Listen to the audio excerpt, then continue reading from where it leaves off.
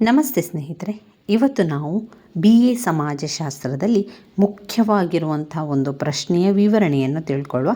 ಅದು ಸಮಾಜಶಾಸ್ತ್ರದ ಉಗಮ ಮತ್ತು ಬೆಳವಣಿಗೆ.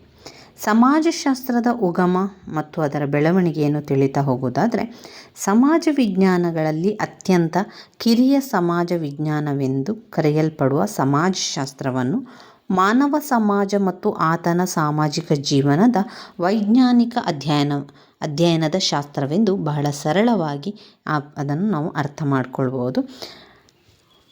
ಇದನ್ನು ಸಮಾಜಶಾಸ್ತ್ರದ ಒಂದು ಆಧುನಿಕ ಸಮಾಜ ವಿಜ್ಞಾನವಾಗಿದ್ದರೂ ಕೂಡ ಅದಕ್ಕೆ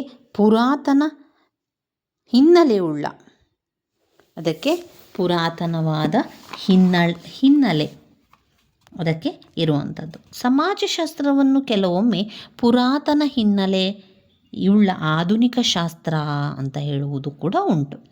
ಸಮಾಜಶಾಸ್ತ್ರವು ಒಂದು ಪುರಾತನವಾದ ಶಾಸ್ತ್ರವೆನ್ನುವ ಮಾತು ಕೂಡ ಒಂದು ದೃಷ್ಟಿಯಲ್ಲಿ ಸರಿಯಾದುದು. ಮಾನವನ ಸಾಮಾಜಿಕತೆ ಎಂಬುದು ಇಂದು ನಿನ್ನೆಯದಲ್ಲ, ಅದು ತುಂಬ ಹಳೆಯ ಕಾಲದಿಂದಲೂ ಕೂಡ ನಮ್ಮ ಸುತ್ತಮುತ್ತಲಿನ ಬಗ್ಗೆ ತಿಳ್ಕೊಳ್ಳುವಂಥದ್ದು, ಅದರಲ್ಲಿ ಏನಾಗ್ತಾ ಇದೆ, ಯಾವ ತೊಂದರೆಗಳಾಗ್ತಾ ಇದೆ, ಯಾವ ಒಂದು ಒಳ್ಳೆತನ ಉಂಟಾಗ್ತದೆ ಎಲ್ಲವನ್ನು ತಿಳ್ಕೊಳ್ಳುವಂಥದ್ದು ಈ ಸಮಾಜದಿಂದ, ಈ ನಮ್ಮ ಸುತ್ತಮುತ್ತಲಿನ ಪರಿಸರದಿಂದ. ತಾನು ಮತ್ತು ತನ್ನ ಅಗತ್ಯಗಳ ಬಗ್ಗೆ ಚಿಂತಿಸುತ್ತಿದ್ದ ಆತ ಇತರರತ್ತ, ತಾನು ಭಾಗಿಯಾಗಿರುವ ಸಮೂಹದತ್ತ ನೋಡುವ ಪರಿಪಾಠವನ್ನು ಬೆಳೆಸಿಕೊಂಡು ಕ್ರಮೇಣ ಸಮಾಜವೆಂಬ ವ್ಯವಸ್ಥೆಯ ಬಗ್ಗೆಯೂ ಕೂಡ ಆತನ ಲಕ್ಷ್ಯ ಹರಿತದೆ.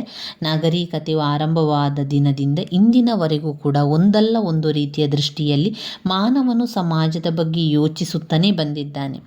ಶತಮಾನಗಳಿಂದಲೂ ಮನುಷ್ಯ ಎನ್ನುವಂಥವನು ಬುದ್ಧಿಜೀವಿ.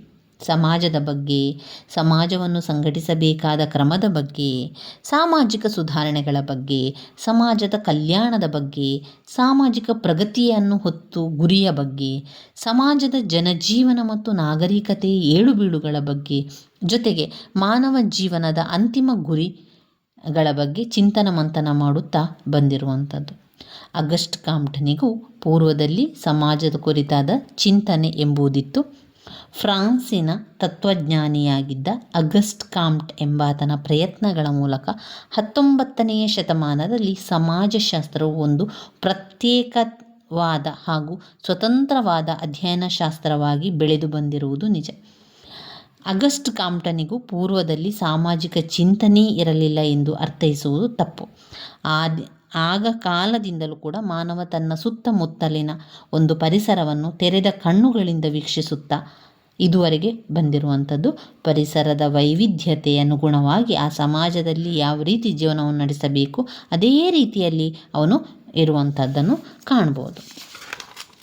ಇನ್ನು ವಾಸ್ತವಕತೆಗಿಂತ ಆದರ್ಶವಾದಕ್ಕೆ ಹೆಚ್ಚು ಪ್ರಾಮುಖ್ಯತೆ ನೀಡಿದಂತಹ ಪ್ಲೇಟೋ ಮತ್ತು ಅರಿಸ್ಟಾಟಲ್ ಅವರು ಪಾಶ್ಚಾತ್ಯ ಸಾಮಾಜಿಕ ಚಿಂತನೆಗೆ ಭದ್ರವಾದಂತಹ ಅಡಿಗಲ್ಲನ್ನೆರೆಸಿದ ವಿಖ್ಯಾತ ಗ್ರೀಕ್ ಚಿಂತಕರು ಹಾಗೂ ಬರಹಗಾರರಾದ ಪ್ಲೇಟೋ ಅವರು ಅರಿಸ್ಟಾಟಲ್ ಇವರುಗಳ ಬರಹಗಳಲ್ಲಿ ವಾಸ್ತವಿಕತೆಗಿಂತ ಆದರ್ಶವಾದಕ್ಕೆ ಹೆಚ್ಚು ಪ್ರಾಮುಖ್ಯತೆ ನೀಡಿರುವುದನ್ನು ನಾವು ಗಮನಿಸಿರಬಹುದು.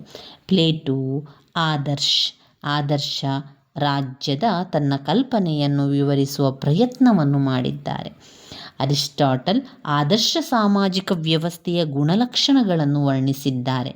ಈ ಇಬ್ಬರು ಬರಹಗಾರರು ಕೂಡ ರಾಜ್ಯ ಹಾಗೂ ಸಮಾಜದ ಅಥವಾ ರಾಜಕೀಯ ಸಂಬಂಧಗಳು ಮತ್ತು ಸಾಮಾಜಿಕ ಸಂಬಂಧಗಳು ಇವುಗಳ ನಡುವಿನ ಒಂದು ಸ್ಪಷ್ಟ ವ್ಯತ್ಯಾಸಗಳನ್ನು ಗುರುತಿಸುವ ಪ್ರಯತ್ನವನ್ನು ಮಾಡಿಲ್ಲ. ಪ್ಲೇಟೋನ ಅಭಿಪ್ರಾಯದಂತೆ ಸಮಾಜವೆಂಬುದು ಶ್ರಮ ವಿಭಜನೆ ಮತ್ತು ಅಸಮಾನತೆಯ ಸುತ್ತ ಹೆಣೆದುಕೊಂಡಿರುವ ಒಂದು ಸಮಷ್ಟಿ ವ್ಯವಸ್ಥೆಯಾಗಿದೆ. ಇನ್ನು ವಾಸ್ತವಿಕತೆಗಿಂತಲೂ ಧಾರ್ಮಿಕತೆ ಮತ್ತು ದಾರ್ಶನಿಕತೆಗೆ ವಿಶೇಷ ಒತ್ತು ನೀಡುವ ಪಾರ್ವತ್ಯ ಚಿಂತನೆ,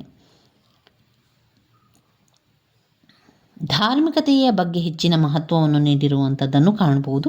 ಇಲ್ಲಿ ಮಾನವನ ಜೀವನ, ಉದ್ದೇಶ, ಜೀವನ ಮೌಲ್ಯಗಳು, ನೈತಿಕತೆ, ಪರಮಾರ್ಥಿಕತೆ, ದೈವಿಕ ಜೀವನ ಈ ಎಲ್ಲ ಅಂಶಗಳು ಗಾಢವಾದ ಚಿಂತನೆ ಇದೆ. ಜೊತೆಗೆ ವ್ಯಕ್ತಿಯ ವ್ಯಕ್ತಿಗತ ಜೀವನ, ಸಮೂಹ ಜೀವನ ಇವುಗಳ ನಡುವಿನ ಸಾಂಗತ್ಯ, ವ್ಯಕ್ತಿ ಸಮಾಜದ ನಡುವಿನ ಸಂಬಂಧ, ವ್ಯಕ್ತಿಯ ಸಾಮಾಜಿಕ ಬದ್ಧತೆ ಈ ಅಂಶಗಳ ಬಗ್ಗೆಯೂ ಕೂಡ ವಾಸ್ತವಿಕತೆ ಮತ್ತು ವೈಜ್ಞಾನಿಕತೆಗಿಂತಲೂ ಆಧ್ಯಾತ್ಮಿಕತೆ ಹಾಗೂ ಆದರ್ಶಾತ್ಮಕ ಕಥೆಗಳ ಪ್ರಭಾವವೇ ಹೆಚ್ಚು. ಇನ್ನು ನಾವು ನೋಡುವುದಾದರೆ ಸಮಾಜದ ಉಗಮಕ್ಕೆ ಕಾರಣವಾದಂತಹ ಅಂಶಗಳೇನು.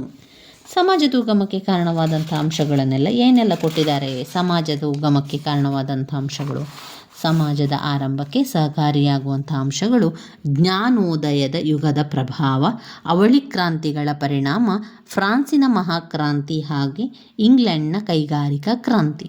3 ಸಮಾಜವಾದದ ಉದಯ, 4 ನಗರೀಕರಣ, 5 ಧಾರ್ಮಿಕ ಪರಿವರ್ತನೆ, 6 ಭೌತ ವಿಜ್ಞಾನಗಳು ಮತ್ತು ಇತರ ಸಮಾಜ ವಿಜ್ಞಾನಗಳ ಬೆಳವಣಿಗೆಯಿಂದ ಪಡೆದ ಸ್ಫೂರ್ತಿ, ಮತ್ತು ವಿಭಿನ್ನ ಸಮಾಜಗಳು ಮತ್ತು ಸಂಸ್ಕೃತಿಗಳ ಅಧ್ಯಯನಗಳು ನೀಡಿದ ಸ್ಫೂರ್ತಿ. ವಿಭಿನ್ನ ಸಮಾಜಗಳು ಮತ್ತು ಸಾಂಸ್ಕೃತಿಕ ಅಧ್ಯಯನಗಳು ನೀಡಿದಂತಹ ಸ್ಫೂರ್ತಿಗಳಾಗಿದೆ. ಜ್ಞಾನೋದಯ ಯುಗದ ಪ್ರಭಾವದಲ್ಲಿ 18ನೇ ಶತಮಾನವು ಕ್ರಾಂತಿಕಾರಿ ಚಿಂತನೆ ಮತ್ತು ಆಳವನ್ನು ವೈಚಾರಿಕತೆಯಿಂದ ಕೂಡಿದ ಜ್ಞಾನೋದಯದ ಕಾಲಾವಧಿಯಾಗಿದೆ. ಈ ಅವಧಿಯ ಚಿಂತಕರುಗಳು ಸಾಂಪ್ರದಾಯಿಕ ವಿಚಾರಗಳ ಹಾಗೂ ಮೌಲ್ಯಗಳ ಬಗ್ಗೆ ತಮ್ಮ ಶಂಕೆಯನ್ನು ವ್ಯಕ್ತಪಡಿಸಿದರು. ಅವರಿಗೆ ಮಾನವ ವೈಚಾರಿಕ ಶಕ್ತಿಯ ಬಗ್ಗೆ ಪ್ರಶ್ನಾತೀತವಾದ ನಂಬಿಕೆ ಇತ್ತು. ಆದಾಗ್ಯೂ ಅವರುಗಳು ಅಸ್ಪಷ್ಟವಾದ, ಅಮೂರ್ತವಾದ ಕಲ್ಪನೆಗಳನ್ನು ಹರಿಯಬಿಡುವ ಮತ್ತು ಬಹುದೂರ ವ್ಯಾಪ್ತಿಯ ಸಾಮಾನ್ಯೀಕರಣಗಳನ್ನು ಮಾಡುವ ದೌರ್ಬಲ್ಯಗಳಿಂದ ಮುಕ್ತರಾಗಲು ಸಾಧ್ಯವಾಗಲಿಲ್ಲ. ಇನ್ನು 2ನೇದು ಅವಳಿ ಕ್ರಾಂತಿಗಳ ಪರಿಣಾಮ. ಫ್ರಾನ್ಸ್ನ ಮಹಾಕ್ರಾಂತಿ ಹಾಗೆ ಇಂಗ್ಲೆಂಡ್ನ ಕೈಗಾರಿಕಾ ಕ್ರಾಂತಿಯ ಸಂದರ್ಭದಲ್ಲಿ ಭಾರೀ ಪರಿವರ್ತನೆ ಆಗ್ತದೆ. ಅದು ಸಮಾಜಶಾಸ್ತ್ರದ ಉಗಮಕ್ಕೆ ಕಾರಣ ಆಗ್ತದೆ. 1789ರ ಫ್ರಾನ್ಸಿನ ಮಹಾಕ್ರಾಂತಿಯನ್ನೊಳಗೊಂಡಂತೆ ರಾಜಕೀಯ ಕ್ರಾಂತಿಗಳ ಪರಿಣಾಮ ಕೂಡ ಆಗ್ತದೆ. ಕೈಗಾರಿಕಾ ಕ್ರಾಂತಿ ಮತ್ತು ಬಂಡವಾಳಶಾಹಿ ವ್ಯವಸ್ಥೆಯ ಆವಿರ್ಭಾವ, ಆಮೇಲೆ ಸಮಾಜದ ಉದಯ, ಕೈಗಾರಿಕಾ ವ್ಯವಸ್ಥೆ ಮತ್ತು ಬಂಡವಾಳಶಾಹಿಯ ವ್ಯವಸ್ಥೆಗಳು ತಂದೊಡ್ಡಿದ ದುರವಸ್ಥೆಯನ್ನು ತಗ್ಗಿಸುವ ಪ್ರಯತ್ನವಾಗಿ ಕೆಲವು ಚಿಂತಕರುಗಳು ಸಮಾಜವಾದದ ವಿಚಾರವನ್ನು ಮುಂದಿಟ್ಟರು. ಆಗಸ್ಟ್ ಕಾಮ್ಟರ ಸಮಕಾಲೀನರಾದ ಕಾರ್ಲ್ ಮಾರ್ಕ್ಸ್ ಮತ್ತು ಫ್ರೆಡರಿಕ್ ವಿಲ್ಸನ್ ಏಂಗೆಲ್ಸ್ ಅವರ ಚಿಂತಕರುಗಳು ಬಂಡವಾಳಶಾಹಿ ವ್ಯವಸ್ಥೆಯನ್ನು ಕಿತ್ತೊಗೆದು ಅದರ ಸ್ಥಳದಲ್ಲಿ ಸಮಾಜವಾದವನ್ನು ಸೃಷ್ಟಿಸುವುದು ಸೂಕ್ತವೆಂದು ಸಾರಿದರು. ಇನ್ನು ನಗರೀಕರಣ. ಈ ಮೊದಲೇ ಪ್ರಸ್ತಾಪಿಸಿದಂತೆ ಕೈಗಾರಿಕಾ ಕ್ರಾಂತಿ ನಗರಗಳ ಬೆಳವಣಿಗೆಗೆ ಕಾರಣವಾಯಿತು. ಸಹಸ್ರಾರು ಕುಟುಂಬಗಳು ಒಮ್ಮೆಗೆ ನಗರದತ್ತ ಧಾವಿಸಿದಾಗ ಅಲ್ಲಿನ ಸಮಸ್ಯೆಗಳು ಭುಗಿಲೆದ್ದು ಕಾಡತೊಡಗಿದವು. ಅತಿಯಾದ ಕೇಂದ್ರೀಕರಣ, ವಸತಿ ಸಮಸ್ಯೆ, ನೀರಿನ ಸಮಸ್ಯೆ, ನಾಗರಿಕ ಸೌಲಭ್ಯ ಕೊರತೆ, ಪರಿಸರ ಮಾಲಿನ್ಯ, ಅಸಹನೀಯವಾದ ಶಬ್ದ, ಕೊಳಚೆ ಪ್ರದೇಶ, ಅನೈತಿಕ ಚಟುವಟಿಕೆ ಇವೆಲ್ಲ ಕೂಡ ಸಮಾಜದ ಚಿಂತಕರುಗಳ ಗಮನವನ್ನು ಸೆಳೆದವು. ನಗರದ ಸಮಸ್ಯೆಗಳ ಹಾಗೂ ಕೊರತೆಗಳ ತೀವ್ರತೆಯನ್ನು ತಗ್ಗಿಸಿ ನಗರ ಜೀವನವನ್ನು ಸುಧಾರಿಸುವುದು ಹೇಗೆಂಬ ಬಗ್ಗೆ ಅವರ ಅಧ್ಯಯನ ಸಾಗಿದವು. ಇನ್ನು 5ನೇ ಪಾಯಿಂಟ್, ಧಾರ್ಮಿಕ ಪರಿವರ್ತನೆ. ರಾಜಕೀಯ ಹಾಗೂ ಕೈಗಾರಿಕಾ ಕ್ರಾಂತಿಗಳು ತಂದಂತಹ ಸಾಮಾಜಿಕ ಪರಿವರ್ತನೆಗಳು ಧಾರ್ಮಿಕತೆಯ ಮೇಲೂ ಪ್ರಭಾವ ಬೀರಿದವು. ಧಾರ್ಮಿಕ ಹಿನ್ನೆಲೆಯಿಂದ ಬಂದ ಸಾಮಾಜಿಕ ಚಿಂತಕರುಗಳು ಬೆಳವಣಿಗೆಯಿಂದ ವಿಚಲಿತರಾಗದಿರಲು ಸಾಧ್ಯವಿರಲಿಲ್ಲ. ಕೈಗಾರಿಕಾ ಕ್ರಾಂತಿಯಿಂದ ಧಾರ್ಮಿಕ ಶ್ರದ್ಧೆ ಅಲುಗಾಡತೊಡಗಿತು. ನೈತಿಕತೆ ತನ್ನ ಹಿಡಿತವನ್ನು ಕಳೆದುಕೊಂಡಿತು. ಇದರಿಂದಾಗಿ ಆಗಸ್ಟ್ ಕಾಮ್ಟ್ ಅವರು, ಡರ್ಕಿಮ್ನವರಂಥ ಸಮಾಜಶಾಸ್ತ್ರದ ಸ್ಥಾಪಕಜ್ಞರು ಧಾರ್ಮಿಕ ಕ್ಷೇತ್ರಗಳ ಬಗ್ಗೆಯೂ ಶ್ರದ್ಧೆ ವಹಿಸಿ ಅಧ್ಯಯನವನ್ನು ಕೈಗೊಳ್ಳುವಂತಾಯಿತು.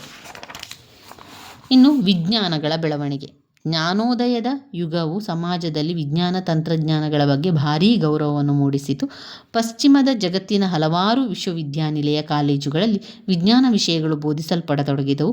ವಿಜ್ಞಾನದ ಫಲಶ್ರುತಿ ಎಂದೆನಿಸಿಕೊಂಡ ತಾಂತ್ರಿಕ ವಸ್ತುಗಳಾದ ಯಂತ್ರ, ತಂತ್ರ, ಮೋಟಾರು ಕಾರುಗಳು, ಹಬೆಯಂತ್ರಗಳು, ಕೋವಿ ಫಿರಂಗಿಗಳು, ಪೆನ್ನು, ಪೇಪರ್, ಮುದ್ರಣ ಯಂತ್ರಗಳು ಇತ್ಯಾದಿಗಳು ಎಲ್ಲೆಡೆ ಬಳಸಲ್ಪಡತೊಡಗಿದವು. ಇದೆಲ್ಲದರ ಒಟ್ಟು ಪರಿಣಾಮವೆಂಬಂತೆ ವಿಜ್ಞಾನಕ್ಕೆ ಮತ್ತು ವಿಜ್ಞಾನದೊಂದಿಗೆ ಸಂಬಂಧ ಹೊಂದಿದವರಿಗೆ ವಿಶೇಷ ಮನ್ನಣೆ ಕೂಡ ಲಭಿಸತೊಡಗಿತು. ಇನ್ನು 7ನೇ ಪಾಯಿಂಟ್ನಲ್ಲಿ ಹೊಸದಾಗಿ ಅನ್ವೇಷಣೆಗೊಂಡ ಸಮಾಜಗಳು ಮತ್ತು ಸಂಸ್ಕೃತಿಗಳು ನೀಡಿದ ಸ್ಫೂರ್ತಿ. ಯುರೋಪಿನ ಸಾಮ್ರಾಜ್ಯಶಾಹಿ ಶಕ್ತಿಗಳು ಜಗತ್ತಿನ ಮೂಲೆ ಮೂಲೆಗಳಲ್ಲಿ ತಮ್ಮ ವಸಾಹತುಗಳನ್ನು ಸ್ಥಾಪಿಸುವ ಪ್ರಯತ್ನದಲ್ಲಿ ನಾನಾ ತೆರವಾದ ಸಮಾಜಗಳ ಹಾಗೂ ವೈವಿಧ್ಯಮಯವಾದ ಸಂಸ್ಕೃತಿಗಳ ಪರಿಚಯವನ್ನು ಪಡೆದುಕೊಳ್ಳುವ ಅವಕಾಶವನ್ನು ಗಳಿಸಿತು. ಯುರೋಪಿನ ಜೀವನದ ರೀತಿ ನೀತಿಗಳಿಗಿಂತಲೂ ತೀರಾ ಭಿನ್ನವಾಗಿದ್ದ ಈ ಸಂಸ್ಕೃತಿಗಳನ್ನು ಅಧ್ಯಯನ ಮಾಡುವುದು ಸಮಾಜ ಚಿಂತಕರುಗಳಿಗೆ ಒಂದು ಭೌತಿಕ ಸವಾಲಾಗಿತ್ತು. ನಂತರ ಬರುವಂಥದ್ದು ಸಮಾಜಶಾಸ್ತ್ರದ ಬೆಳವಣಿಗೆ. ಅದರಲ್ಲಿ ಸಮಾಜಶಾಸ್ತ್ರದ ಅರ್ಥ, ವ್ಯಾಖ್ಯೆ, ಅಧ್ಯಯನ ವಿಷಯ ಮತ್ತು ವ್ಯಾಪ್ತಿ. ಮುಂದಿನ ವಿಡಿಯೋಗಳಲ್ಲಿ ನಾವು ಸಮಾಜಶಾಸ್ತ್ರದ ಅರ್ಥ, ಸಮಾಜಶಾಸ್ತ್ರದ ವ್ಯಾಖ್ಯೆ, ಸಮಾಜಶಾಸ್ತ್ರದ ವ್ಯಾಪ್ತಿಯ ಬಗ್ಗೆ ತಿಳ್ಕೊಳ್ಬೇಕು ಸ್ನೇಹಿತರೆ. ನನ್ನ ವೀಡಿಯೋಸ್ ಎಲ್ಲ ನಿಮಗೆ ಇಷ್ಟ ಆಗಿದ್ದರೆ ಲೈಕ್ ಕೊಡಿ, ಶೇರ್ ಮಾಡಿ, ಸಬ್ಸ್ಕ್ರೈಬ್ ಮಾಡಲಿಕ್ಕೆ ಮರಿಬೇಡಿ. ಧನ್ಯವಾದಗಳು. ಇದರಲ್ಲಿ ಸಮಾಜಶಾಸ್ತ್ರದ ಬೆಳವಣಿಗೆಯನ್ನು ನೋಡಿದರೆ, ಸಮಾಜಶಾಸ್ತ್ರವು ತಾನು ಅಧ್ಯಯನ ಮಾಡುವ ವಸ್ತು ವಿಷಯಗಳಂತೆ ತಾನೂ ಕೂಡ ಒಂದು ಸಾಮಾಜಿಕ ಸೃಷ್ಟಿ ಅಥವಾ ಫಲಶ್ರುತಿ, ಒಂದು ಅಧ್ಯಯನ ಶಾಸ್ತ್ರವಾಗಿ ಭೌತಿಕ ಚೌಕಟ್ಟಾಗಿ ತಾನು ಒಪ್ಪಿಕೊಂಡಂತಹ ಸಾಮಾಜಿಕ ಮತ್ತು ಐತಿಹಾಸಿಕ ಪರಿಸ್ಥಿತಿಗಳಿಂದ ಅದು ಬಹಳಷ್ಟು ಪ್ರಭಾವಿತವಾಗಿದೆ.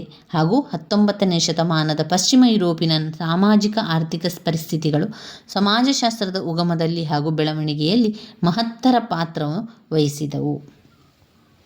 ಧನ್ಯವಾದಗಳು ಸ್ನೇಹಿತರೆ.